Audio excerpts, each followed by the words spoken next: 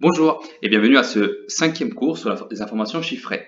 On va commencer par la correction de l'exercice qui est à faire pour aujourd'hui, c'est-à-dire celui qui s'affiche en ce moment à votre écran. Alors, pour étudier cet exercice, on va se faire un petit schéma avec toutes les évolutions du prix de cet spinner. Et on va noter aussi les années pour ne pas perdre de vue le cadre général. Alors, nous avons un spinner acheté en 2017. Ensuite, on a un passage en 2027. Ensuite, un passage en 2037. Et un passage enfin en 2217. OK? Alors, nous savons que entre le prix en 2017 et le prix en 2027, on a une augmentation de plus 15%. D'accord? Donc ici, on a payé 6 € en 2017. Très bien. Et ici, on a une augmentation de plus 15%. Jusqu'en 2027. Et donc en 2027, nous ne connaissons pas quelle est la valeur, mais pouvons la calculer avec les données à disposition. Entre 2027 et 2037, nous avons une autre évolution de une perte de 40%, c'est-à-dire moins 40%. N'oublions pas que gagner de la valeur c'est plus et perdre de la valeur c'est moins au niveau du taux d'évolution. Et ensuite, nous avons une troisième et dernière évolution. Comme c'est devenu une relique du passé, eh bien, le prix augmente de 80%. D'accord? Donc voilà, c'est trois évolutions qu'il faut traiter. Et ici, ce qui nous intéresse en particulier, c'était de connaître l'évolution globale du prix de 2017 à 2037 et de 2017 à 2217. D'accord? Autrement dit, on s'intéresse finalement à savoir comment le prix a évolué de 2017 jusqu'à 2037 et de 2017 jusqu'à 2217. Donc ça, c'est mes deux points d'interrogation. Ok, alors nous allons résoudre cet exercice. Sachez qu'il n'y avait pas une seule méthode, il y en avait plusieurs. Mais je vais utiliser donc ces données à ma disposition pour le résoudre de la façon qui me semble la plus claire et simple. On va d'abord calculer toutes les quantités les trois valeurs du prix en 2027, 2037 et 2217 en appliquant du coup à chaque fois la formule qui nous dit que si je veux calculer la quantité V2 à partir de la quantité V1, eh bien je peux du coup utiliser la formule suivante, V1 fois 1 plus le taux d'évolution divisé par 100. D'accord? Alors cette formule, je vais l'appliquer plusieurs fois, à chaque fois en considérant du coup, alors d'abord, ça c'est la quantité du départ et ça c'est la quantité d'arrivée, V1 et V2. Donc ça c'est la première fois. Et je calcule du coup que le prix en 2027, alors pour être très clair, je vais l'appeler V 2027. D'accord? Comme ça c'est clair que c'est à ça, c'est de ça que je parle, c'est V2 si vous préférez. Et ça, du coup, ce sera égal à 6 fois 1 plus 15 divisé par 100. D'accord? Alors, n'oubliez pas, du coup, ça, cette partie en vert, c'est le coefficient multiplicateur, donc CM1. OK? Et donc, je trouve que ça fait 6 fois, eh bien, ce coefficient multiplicateur, il est égal à 1,15. Donc l'opération que je dois faire finalement, c'est 6 fois 1,15, ce qui me donne comme résultat 6,9. Donc la valeur V2, ou V en 2027, si vous voulez, c'est 6,9. D'accord? Très bien. Donc ici, je vais juste me marquer en vert, pour ne pas l'oublier, que le coefficient multiplicateur 1, c'était égal à 1,15. Bon, maintenant, il y a une deuxième évolution du coup de moins 40% de V2 jusqu'à V3. Autrement dit, le prix en 2037. D'accord? Et enfin, j'aurai V4 en 2217. OK? Donc, j'effectue une deuxième fois, j'utilise, excusez-moi, une deuxième fois la formule qui me permet de passer du coup de V2 à V3. Donc V3 égale à V2 fois la même chose, 1 plus toujours le taux d'évolution divisé par 100. C'est la même formule exacte que celle d'avant. Juste, je la répète. Et donc je trouve que V3, donc V3, c'est la valeur en 2037, pour que ce soit clair. Et bien ça, c'est égal du coup à 6,9 fois 1 plus, alors cette fois-ci le taux c'est moins 40%, donc j'écris moins 40 divisé par 100. Et ça fait du coup 6,9 fois, alors si vous faites ce coefficient multiplicateur, si vous calculez combien il vaut, vous trouverez que ça fait 0,6. D'accord? Donc ça c'est CM2. Et le produit de 6,9 fois 0,6, ça fait bien 4,14. Donc on est à 4,14 €. Et ça c'est la quantité V3, autrement dit la valeur en 2037, 4,14. Voilà. Ok, je marque aussi la valeur du coefficient multiplicateur numéro 2, donc c'est 0,6. Je me le marque en vert juste là. CM2 égale 0,6. Très bien. Et enfin, la dernière évolution, c'est de plus 80%. Donc, je vais marquer la même formule encore une fois. V4 égale V3 fois 1 plus, toujours le taux d'évolution divisé par 100. Donc, je calcule V4, autrement dit V1 2217. Et ça fait du coup 4,14 fois 1 plus, alors c'est du coup plus 80 cette fois-ci, divisé par 100. Alors, ça c'est du coup le coefficient multiplicateur 3. Et cette opération, ça fait du coup 4,14 fois 1,8. Il suffit juste de faire l'opération pour s'en convaincre. Non, 4,14 fois 1,8. Ça fait 7,452. D'accord? Voici donc notre dernière valeur. Je vais me marquer du coup combien ça vaut CM3. Alors CM3, c'était égal à 1,8, on a dit. Et la valeur en 2217, on a dit que c'était 7,452. Voilà. Donc ici, on a complété toutes les évolutions, toutes les 3 évolutions. Et donc, on se demande si on peut connaître l'évolution globale du prix de 2017 à 2037 et de 2017 à 2217. D'accord? Alors, si je veux connaître l'évolution globale du prix, je remarque du coup que de 2017 à 2037, on est passé de 6 € à 4,14 €. Et de 2017 à 2217, on est passé de 6 € à 7,452 €. Cependant, ça c'est juste l'évolution avec les valeurs et j'aimerais savoir du coup quel est le taux d'évolution. Et pour ça, il y a plusieurs façons de l'obtenir. Je vous en montre deux différentes. Mais avant de faire cela, je vais vous faire remarquer quelque chose. Imaginons qu'on avait juste souhaité répondre aux questions de l'exercice. En effet, ça n'aurait pas été nécessaire de faire autant de calculs. Vous voyez ici, on a dû calculer les valeurs du prix en 2027, en 2037 et en 2217. Mais le calcul du prix en 2027, ce prix-là, il n'était pas vraiment nécessaire. Car en effet, j'aurais pu directement calculer le prix en 2037, simplement en multipliant 6 fois 1,15 fois 0,6. Regardez, qu'est-ce que je fais ici? En fait, je suis en train d'exploiter les deux coefficients multiplicateurs. Ici, je prends le premier. Et ici, CM2 égale à 0,6, je prends le deuxième, juste ici. D'accord? Et si je fais cette opération, 6 fois 1,15 fois 0,6, je trouve bien 4,14 comme résultat. D'accord?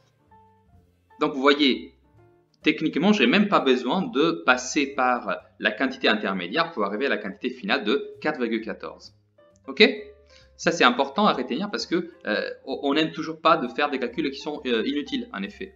Et si j'avais voulu calculer directement la quantité finale, eh ben, j'aurais pu faire 6 fois 1,15 qui est le premier coefficient multiplicateur fois 0,6 qui est le deuxième coefficient multiplicateur fois 1,8 qui est le troisième coefficient multiplicateur. Et bien, si je fais toute cette opération, le résultat final est bien 7,452. Encore une fois, je n'allais pas avoir besoin de calculer aussi les quantités intermédiaires. D'accord? Excusez-moi. Voilà. Ok? Donc ça, c'est une façon plus rapide de procéder si vous voulez, et qui vous donne directement les valeurs finales qui vous intéressaient vraiment. D'accord? Donc, si vous aviez effectué l'exercice de cette façon, c'était déjà suffisant. Maintenant, je vais vous apprendre du coup une méthode, ou pour mieux dire 2 méthodes différentes, pour calculer quel est du coup le taux d'évolution global quand on effectue des évolutions successives. D'accord? Alors, je vais juste me le marquer et je vais utiliser les données de cet exercice pour vous aider à saisir du coup cette nouvelle notion. D'accord? Donc, on s'intéresse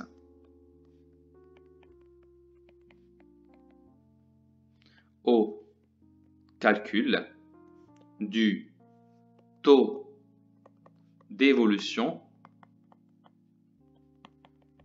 global pour des évolutions successives. Alors ça, c'est une technique vraiment très importante. Et donc, je vais la marquer comme méthode parce que ce n'est pas une propriété, ce n'est pas une théorie. C'est juste des méthodes pour calculer les taux d'évolution globale quand on regarde des évolutions successives. Alors, je dis au pluriel parce qu'effectivement, il y aura 2 méthodes. D'accord? Alors, ces 2 méthodes sont tous les deux très simples et tous les deux, on les a effectivement déjà vus en application ailleurs. Mais du coup, je vais maintenant vous les rappeler. Première méthode. Donc, le but, c'est calculer le taux d'évolution global entre plusieurs évolutions.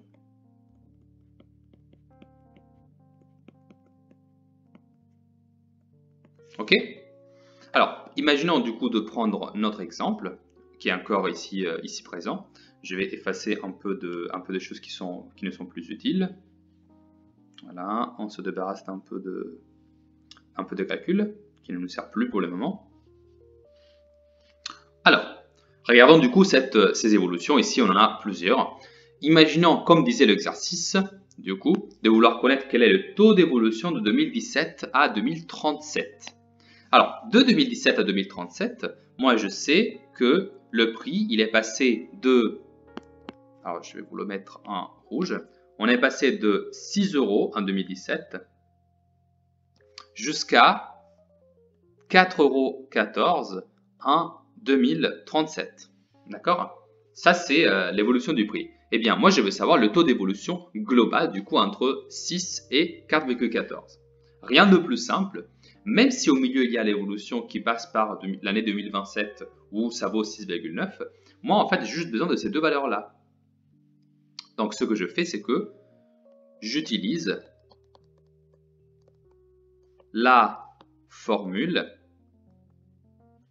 du calcul du taux d'évolution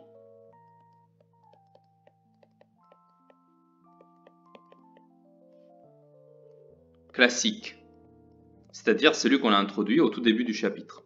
Autrement dit, je vous la rappelle, cette formule, ça nous disait que le taux d'évolution, c'est toujours égal à la quantité finale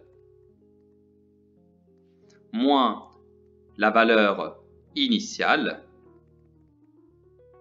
divisé par la valeur initiale, le tout multiplié fois 100 parce que je veux le résultat en pourcentage. Alors ici, quelle est la quantité finale, la quantité initiale? C'est très simple. Donc le taux global parce que, encore une fois, ça c'est le taux pour passer de 2017 à 2037. D'accord? Donc ce taux, ça, encore une fois, ça prend en considération deux évolutions. En fait, c'est l'évolution de 2017 à 2027 et 2027 à 2037. Et donc ici, on prend la valeur finale, c'est-à-dire 4,14 moins 6, et c'était pas 6, c'était 6,9, excusez-moi. Excusez-moi, non, la valeur initiale c'était 6, tout simplement. divisé par 6. D'accord? Tout cela fois 100. Alors, j'effectue ce calcul. Alors, 4,14 moins 6, ça vous donnera moins 1,86, le tout divisé par 6 fois 100. Et donc, finalement, on va trouver comme résultat final moins 31. Et donc, on peut écrire moins 31%. Super. Alors, ça, c'est du coup le taux d'évolution global que j'ai ici entre la valeur de 6 euros et la valeur de 4,14 euros. Autrement dit, entre l'année 2017 et l'année 2037. Donc, je vais juste marquer ici que cette évolution-là en rouge, ce qui correspond à cette flèche-là, elle est de moins 31%. Et vous remarquerez que ça, on l'obtenait comme une évolution de plus 15% suivie par une évolution de moins 40%. Vous voyez bien que 15 moins 40, ça ne fait pas moins 31. 15 moins 40, ça fait moins 25. Et en fait, l'évolution globale est de moins 31%. Donc, vous voyez, il ne faut jamais additionner les pourcentages. Jamais. Jamais, c'est très important. Je l'avais déjà dit le cours précédent, mais vraiment, je tiens à que ce soit très précis. Ok, donc ça, c'est la première méthode. Et je vais vous l'appliquer une deuxième fois. À cette fois-ci, l'évolution globale entre 6 euros. Je vous le réécris. Donc, entre 6 euros, cette fois-ci, je le prends en bleu clair, jusqu'à 4,14.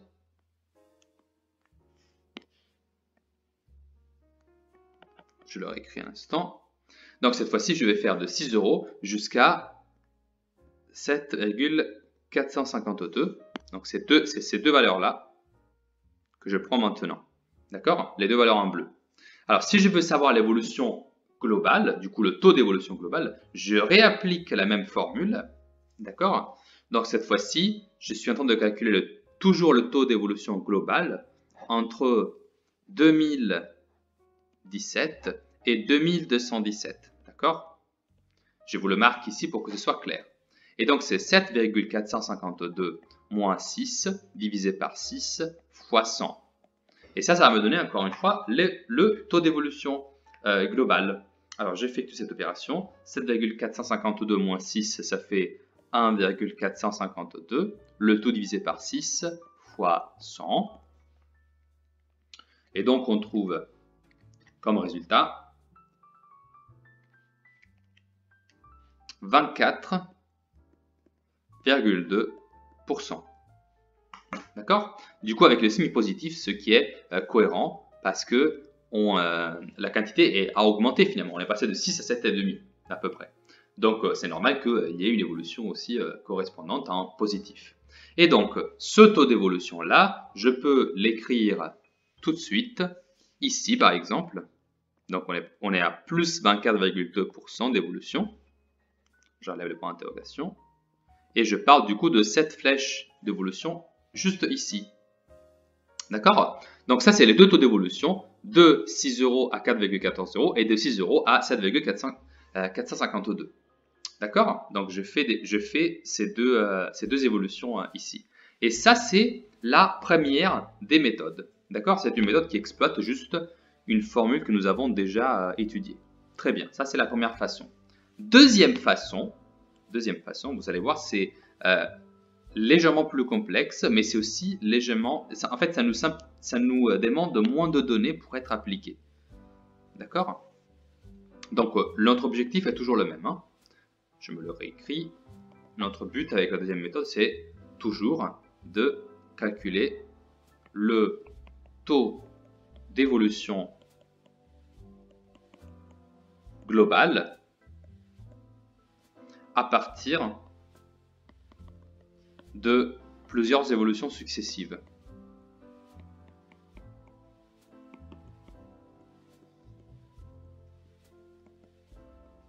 C'est toujours ça qui nous intéresse. Ok. Alors cette fois-ci, j'exploite, je vais le marquer en rouge parce que c'est important, j'exploite cette fois-ci les coefficients multiplicateurs. Ok. OK? Et pas les valeurs. Moi, qu'est-ce que je sais sur les coefficients multiplicateurs? Je me les suis tous écrits au début de l'exercice. Vous vous rappelez? Quand j'augmente de 15%, je multiplie fois 1,15. Quand je diminue de 40%, je multiplie fois 0,6. Et quand j'augmente de plus 80%, je multiplie fois 1,8. Je vais juste me marquer ces trois valeurs-là. Comme ça, je les ai tout le temps sous les yeux. Je sais que CM1 est égal à 1,15, premier coefficient multiplicateur. CM2 est égal à 0,6, deuxième coefficient multiplicateur. Et CM3 est égal à 1,8, troisième coefficient multiplicateur. OK. En fait, ce que je vais faire ici, ça va être juste de exploiter ces trois valeurs-là, donc le premier, le deuxième et le troisième, pour obtenir les taux d'évolution globale, les deux taux d'évolution globaux du coup, entre 2017 et 2037 et 2017 et 2217. Ok? Alors, premièrement, on va s'intéresser à l'évolution entre l'année 2017 et l'année 2037. Alors, je sais que pour faire cette évolution-là, en fait, qu'est-ce que je fais? Eh bien, j'ai fait 6, je vous rappelle, hein, c'était le prix en 2017, fois 1,15 fois 0,6. D'accord? Et si je veux avoir le taux d'évolution global, je sais que, en fait, c'est comme si je cherchais, du coup, un certain taux mystérieux, un taux G comme global, tel que je puisse écrire cette expression-là. D'accord? Donc, moi, je sais que cette expression-là doit être égale au résultat de la première ligne. Alors, le résultat de la première ligne, du coup, c'est 6 fois, alors 1,15 fois 0,6, faites-le à la calculatrice si vous voulez, ça vous donnera 0,69. D'accord? Donc, moi, qu'est-ce que je sais? Eh bien, je sais que je recherche le taux global, tel que, du coup, 6 fois 0,69 soit bien égal à 6 fois 1 plus un certain taux global que je cherche, c'est ça qui m'intéresse, divisé par 100. Ok? Et maintenant, on va juste résoudre cette équation. Regardez-la, elle n'est pas très difficile parce que le 6, il est là et il est là, donc je peux le simplifier parce que c'est un 6 multiplié. Et donc, tout ce qui me reste, c'est de dire 0,69 égale 1 plus TG divisé par 100. Et ça, c'est un calcul très simple parce que regardez, il suffit juste de passer le 1 de l'autre côté.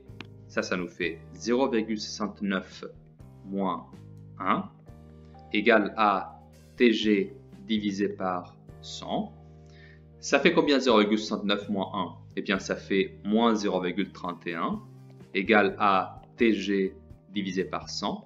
Et vous le voyez, j'espère déjà, le 100 qui est ici au dénominateur, je veux le débarrasser parce que je veux isoler TG. C'est ça mon inconnu. Et donc, je vais multiplier le 100 de l'autre côté parce qu'il se trouve au dénominateur. Et donc, je vais le multiplier pour obtenir le résultat final. Et donc, je vais faire moins 0,31 fois 100 égale à TG.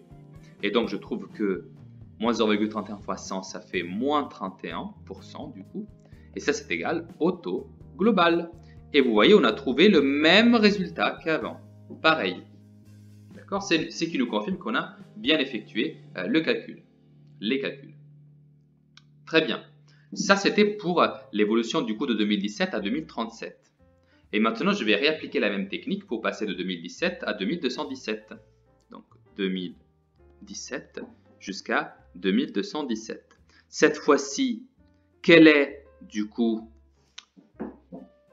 l'évolution? Eh bien, je l'obtiendrai en faisant 6 fois 1,15, premier coefficient multiplicateur, fois 0,6, deuxième coefficient multiplicateur, fois 1,8, troisième coefficient multiplicateur. Donc, vous voyez, les trois coefficients multiplicateurs, ils sont là. OK? Et je sais que ça doit être aussi égal à 6 fois un nouveau taux global, hein, je l'appellerai toujours TG, divisé par 100. Mais du coup, c'est le taux d'évolution globale entre 2017 et 2217. OK? Voilà. Alors, pour faire ce calcul, comme on a fait tout à l'heure, on va d'abord multiplier les trois coefficients multiplicateurs. Donc, je fais 1,15 fois 0,6 fois 1,8 et je trouve comme résultat 1,242. D'accord? Alors, comme je vous ai dit tout à l'heure, une fois que vous arrivez à cette étape, l'idée est qu'en fait, vous allez résoudre une équation dont la valeur que vous recherchez, la valeur inconnue, c'est TG. C'est pour ça que je l'ai mise ici en rouge pour vous faire comprendre que c'est la chose dont je veux savoir la valeur. Et comme vous le savez, pour résoudre une équation, je dois isoler ce qui m'intéresse, donc isoler TG ici. Ok, alors premièrement, je vais simplifier 6, parce que je l'ai écrit à gauche et à droite, donc je peux simplifier ça et ça. Et donc tout ce qui me reste, c'est 1,242 égale 1 plus mon inconnu, TG, divisé par 100. Et maintenant, regardez comme c'est simple. Je vais du coup faire passer le 1 de l'autre côté, comme dans une équation habituelle. Ça me fait du coup 1,242 moins 1 égale à TG divisé par 100. Excusez-moi, ici j'ai trop écrit en rouge. Voilà. 1,242 moins 1, ça fait 0,242 égale du coup à TG divisé par 100. Et ici, pour déterminer la valeur de TG, je vais juste terminer par multiplier 100 de l'autre côté. Et donc, je trouve que 24,2% du coup, ce qui est le résultat de la multiplication, sera bien égal à TG. Et il s'avère que ce 24,2, c'était exactement la valeur que j'avais trouvée à la fin de la première méthode. Donc, vous voyez les deux méthodes, vous voyez juste ici, moins 31 et 24,2%. Et ici, je trouve les mêmes valeurs, donc moins 31 et 24,2%. Alors, ce que je tiens à souligner, c'est que ces deux méthodes-là, elles donnent le même résultat. D'accord? Donc, elles sont deux méthodes qui marchent à chaque fois. Mais pourquoi la deuxième méthode, elle est plus intéressante? Parce qu'en fait, pour la deuxième méthode, on n'a jamais eu besoin, jamais, à aucun moment, de calculer la valeur du prix, ni en 2037, ni en 2217, ni en 2027. À aucun moment, on a dû calculer les prix. On a juste utilisé le coefficient multiplicateur. Voilà donc son utilité. Je vous donnerai des exercices pour vous entraîner sur cette nouvelle technique. Pour le moment, je vous souhaite une très bonne journée, un très bon après-midi. Au revoir, à bientôt.